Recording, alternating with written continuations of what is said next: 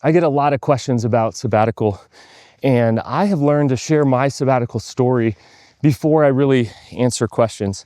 As I headed into my first sabbatical, confusion was high and clarity is low. And if you know me, that's not a good combo.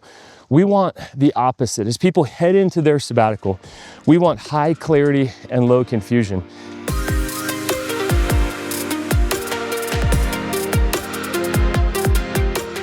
And as I walked through my own sabbatical, I learned some things along the way, and it was a great time, but not as good as it could have been. And I was longing for somebody to process this with.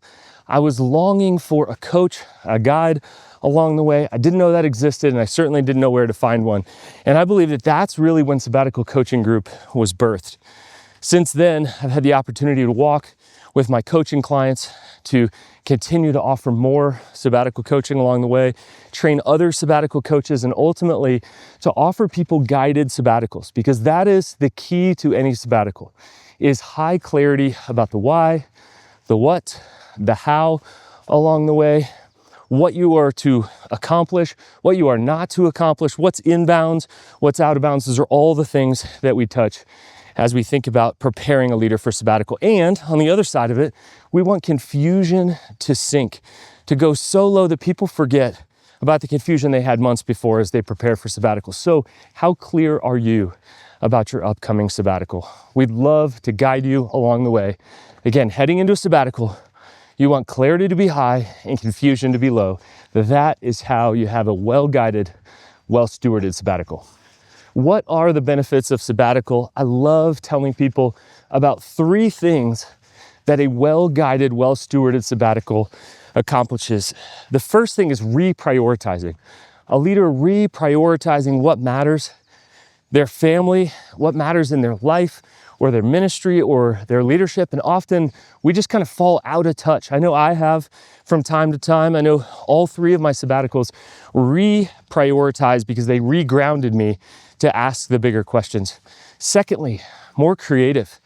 Leaders return more creative for problem solving, for decision making, for the ultimate creativity in their role, whether it is actually producing pieces of art or the creativity needed in leadership. We watch leaders return deeply creative. The third is engaged. We watch leaders re-engage in leadership that maybe they were tired, maybe they had forgotten the why, and they just kind of felt disengaged. Workplace studies say that disengagement is at an all-time high, and that is not good, because that, my friends, is not only us not doing our best work, but us potentially heading toward burnout.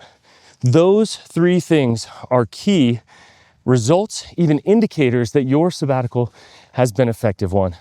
That you reprioritize, that you enter more creative, and that you enter more engaged. I'm here in Japan at the base of Mount Fuji, and I want to talk about 4 different types of sabbaticals. See, not every sabbatical is created equal. In fact, they need to be different based on your life stage, based on the context of your life and leadership, what you've experienced before, maybe how tired you are, and some of the needs or desires that you have. The first type of sabbatical is an adventure sabbatical, getting out and exploring, getting into different spaces, and maybe you have this hunger for adventure. It's probably time for an adventure sabbatical. The second is a connective sabbatical. This is where you need to reconnect with your family. Maybe you feel like you've been away from your family or friends and you've been kind of isolated, or you've been working a lot. This could be a great time for a connective sabbatical. The third is a reflective sabbatical. This could be a time in your life where you just feel like, I've been going so hard, I don't even know what I know or don't know anymore. I just need time to think. And the last is a hybrid sabbatical, some combination of all those. In fact, many people do a hybrid sabbatical. It's probably the most popular that I experience, but the key is this: you got to know what you need. You got to know what's missing coming in, and you got to know what you're really hungering for, thirsting for, and longing for. What type of sabbatical do you need?